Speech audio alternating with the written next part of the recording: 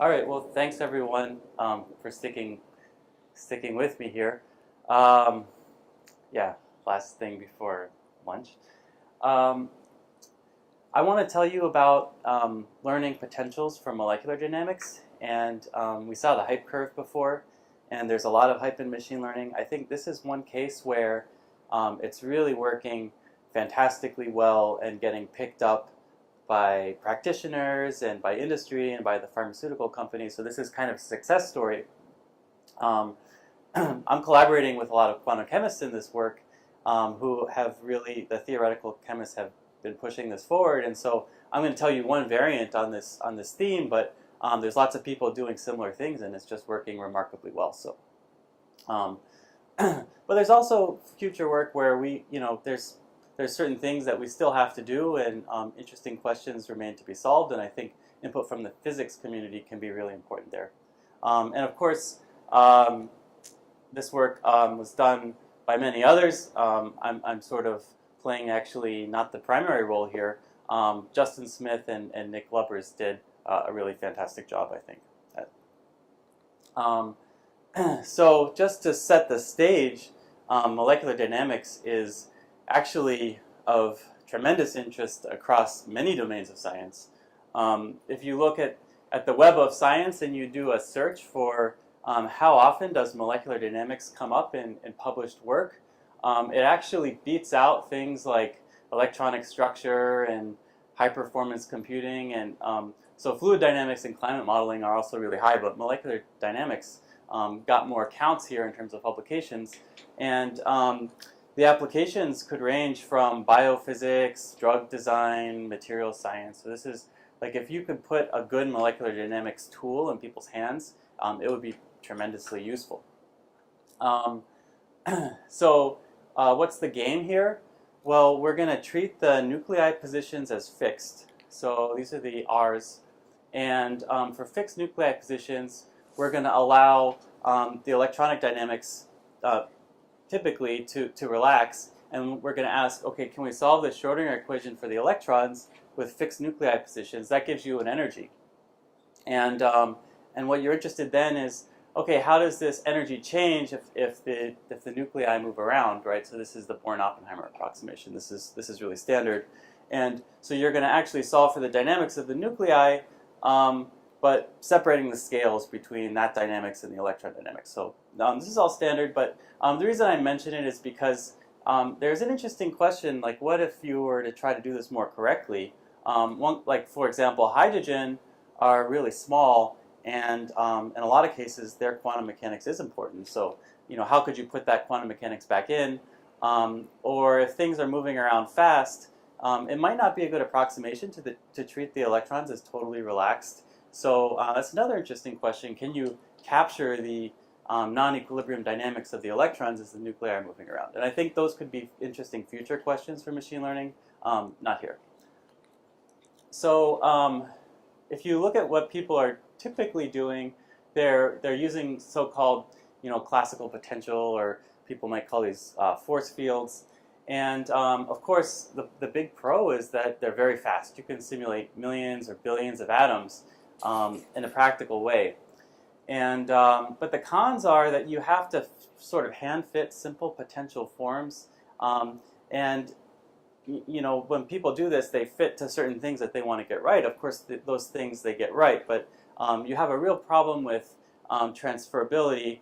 In a chemistry context, you have a problem with reactive chemistry, like how do you break bonds? I don't think any force fields are doing that too well right now. Whereas another alternative is just to, like, every time step solve the Schrodinger equation. And well, obviously we don't solve the full Schrodinger equation, but you could do like density functional theory or something like that. So that might be more accurate, but it gets really expensive and you often don't scale to more than, let's say, hundreds of atoms. And so of course you can already see where this is going.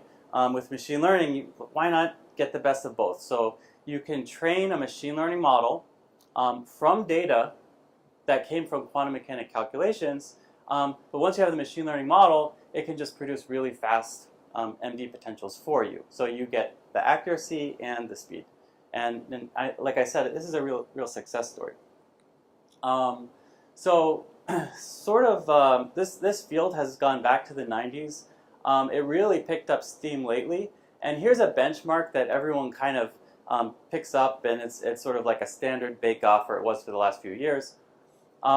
So around 2012, there was a PRL that said, hey, let's look at organic molecules, and they were looking up to 7 heavy atoms. So by heavy atoms, I mean a C, N, O, or F, and of course you can put some hydrogen in there. So at the time, they were saying, they got a PRL by saying we can get 10 kcal per mole accuracy. And bonds are, the strength of bonds is maybe a few kcal, and for physicists, 1 kcal is 1 over 123rd, 1 over 123 electron volts, so physics notation. And what's happened since then is kind of remarkable.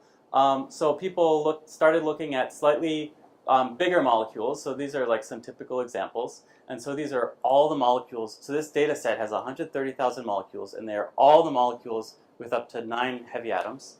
And the geometries are relaxed, and the goal might be to predict like the atomization energy, the relaxed energy.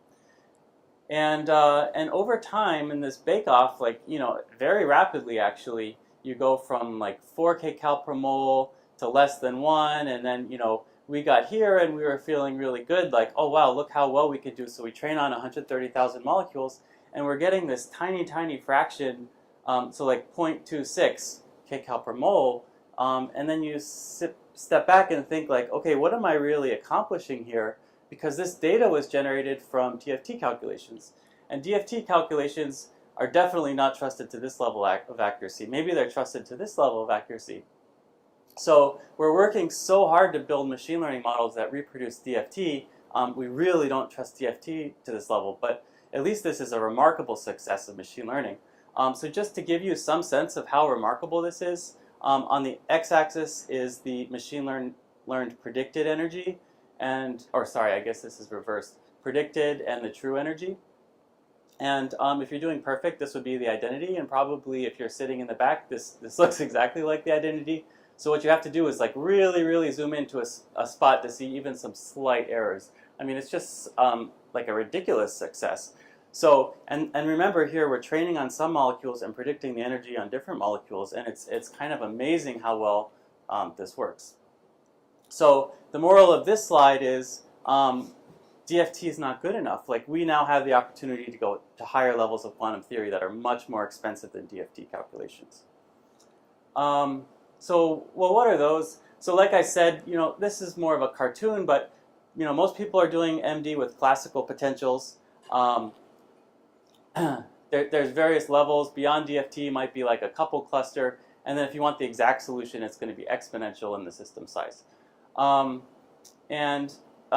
course, machine learning is a real opportunity here in that, okay, it's going to be slower than classical, but on a log scale, it looks sort of like classical level of cost and tremendous accuracy. Like we couldn't have gotten this before. So we can do large-scale simulations at nearly CCSD, couple cluster level accuracy. This is a game changer. So this conference is about how does physics interact with machine learning. That's how I see it. And so I think one of the interesting things to talk about is what's the kind of physics that like, how does physics go into this? And there's different levels. I would say the symmetries, it's really important to get those exactly right. So if you're trying to predict the energy of a molecule and you rotate that molecule, your energy prediction should be exactly the same. So let's put some rotational invariance in there. But then there's also physical principles like, and it turns out that locality is really important for this all to work. And so for systems that have maybe delocalized electrons, the problem can become potentially much, much harder. So we're going to put as an explicit principle that there's locality, and we're making energy predictions as a sum over local contributions of our molecule or our bulk system. One of the interesting questions here is like, what if we have some physical intuition that we think some approach is approximately right? Should we constrain our machine learning model to that? And that turns out to be a really dangerous thing to do. So if you have some intuition about what you think the model should be, but you're not 100% sure, it's often better to let machine learning figure that out for you rather than putting in something that turns out to be wrong. The way that, so one of the things that got me really excited was, well, deep learning, I guess, is getting a lot of people excited. It just works so amazingly well for computer vision, let's say like a convolutional neural net. You're probably all familiar. And what's really interesting to me is like the same convolutional neural network, that architecture that does images, can also in some sense play Go. I mean, of course, there's small tweaks, but overall the architecture of these models is roughly the same. They're confidence. So how can we do that for atomic systems? And we're not the only ones to ask this question. There's a sequence of other people and even a Google blog post. So Google researchers got into this problem. So a lot of people did this, reinvented this independently. So if you're not familiar, okay, here's a neural network. So what you're doing is you're doing a linear combination of the activations of one layer, some nonlinear activation function, and that's the output. A confident is basically the same thing with weight tying. So what you do is you have some, like, let's say 3x3 filter or something, and you're scanning it over the image plane. It's going to process your image in a translation invariant way. So what's the equivalent kind of thing that we could do with, let's say, a molecule? Well, we're going to have some, in some sense, generalization of a filter that's going to scan across local parts of the molecule, process locally, and come up with some dressed description of the atom at that point. So that's sort of the generalization that multiple people came up with. So the key thing here is, so this is like the equation that underlies this, and there's a few key things to say, I guess. One is that it's local, so like the description at this particular atom is only based on some neighboring atoms. And not just that, but it's getting information about pairwise distances. So if you represent the molecular geometry with just distances, then you automatically get translation and rotational invariance. So that's important to have. And of course, you have some learned parameters that you can train with backprop. So yeah, so it's kind of an interesting generalization of convolutional nets to atomic configurations. So what do we get? We get by construction, these symmetries we wanted. Time reversal is an interesting one too, and it turns out to be really important that what you're doing with your model is predicting an energy.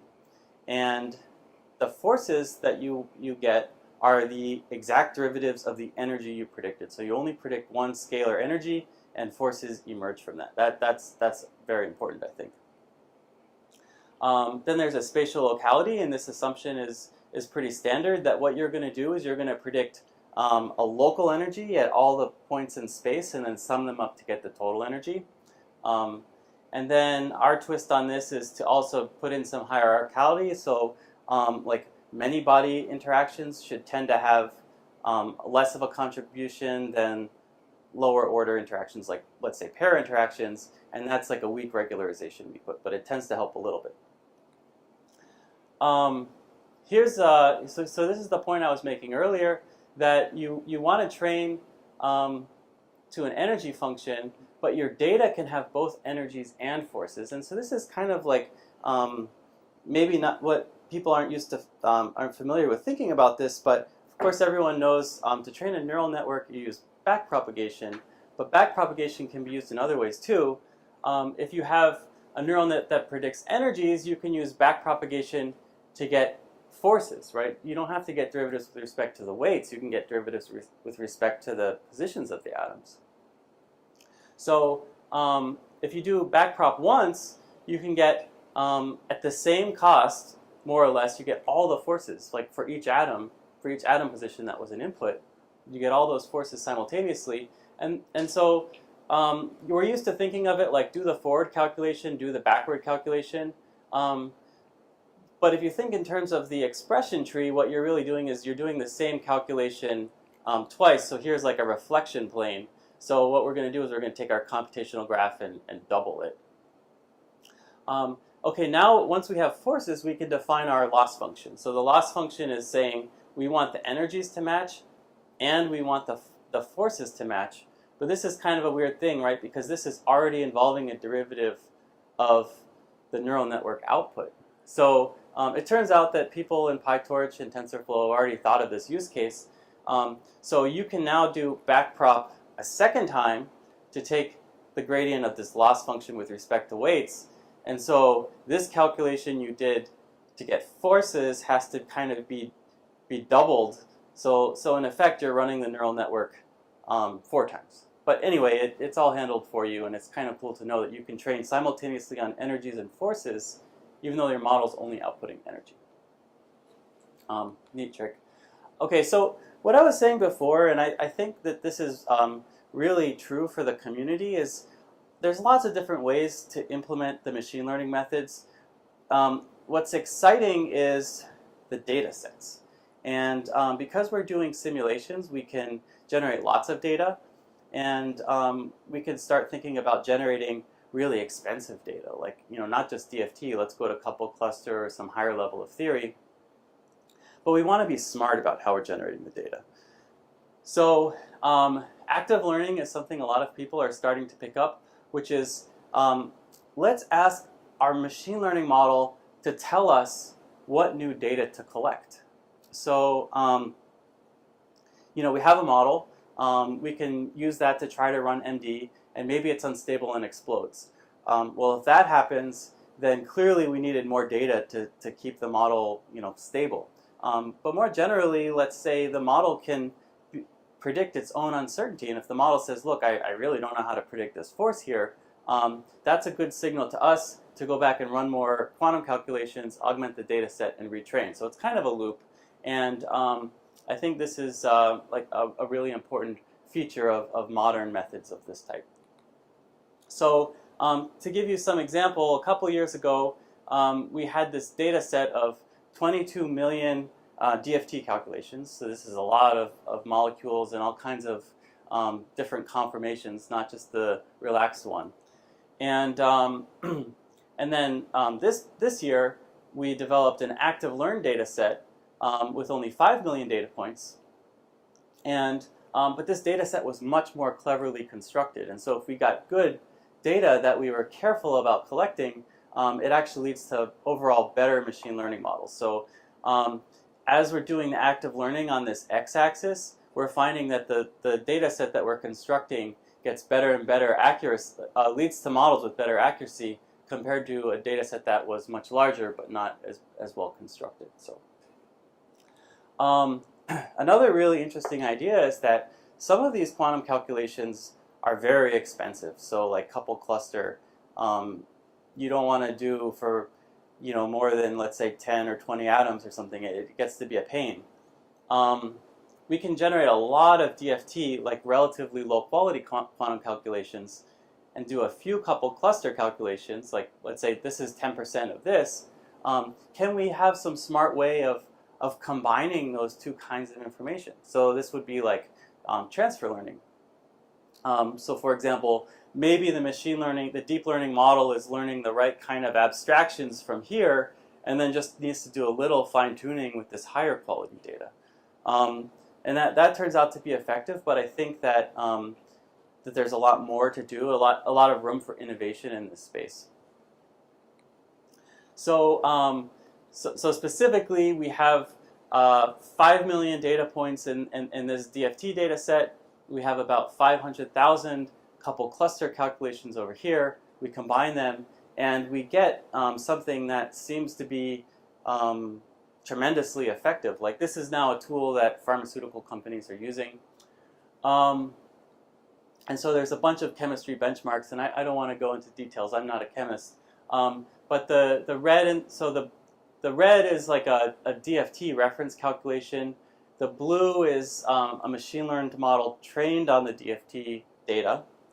And this green here, these small error bars are really, really effective at predicting reaction energies.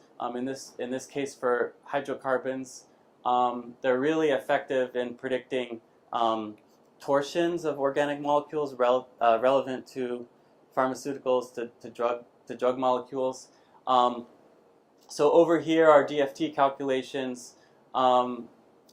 So this model that's trained using transfer learning and active learning on coupled cluster data is now comparable to some of the very best quantum methods out there that are currently being used, and many orders of magnitude faster, like 7 orders of magnitude faster, 10 orders of magnitude faster. It's hard to say, but it's enabling new kinds of simulations. So in this example, we did a problem with water. So here we have, I think, up to 15 water molecules, just like small clusters of water, and we're doing coupled cluster calculations on them. And so coupled cluster, it scales really poorly with system size, but you can solve for 15 water molecules, and you can do that thousands of times. Then we build a local machine learning model, and we use it to run molecular dynamics for a bulk water system. And we measure the density of bulk water, and if it was perfect, the density would be exactly 1. And I think that Justin picked a case where it looked like 1.00. Of course, we're not exactly 1, but compared to all these other standard methods of quantum chemistry, we're doing much, much better. So this is the line we're aiming for, and this is what we get, about 1. And then other quantum chemistry methods could be way off from that. So I would say this is probably the first time anyone can run bulk water with coupled cluster level accuracy and do these MD simulations. How am I doing for time? I forgot that. 3 more minutes. Okay. So we can predict charges. We can train to dipoles. So I'm gonna skip through all this stuff. We can predict IR spectra.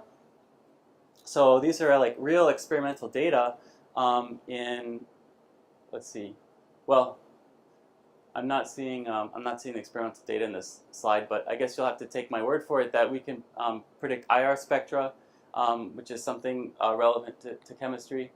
And I guess the conclusions are there's been a tremendous amount of success, and I think there's still lots of room for innovation in the physics and the methods.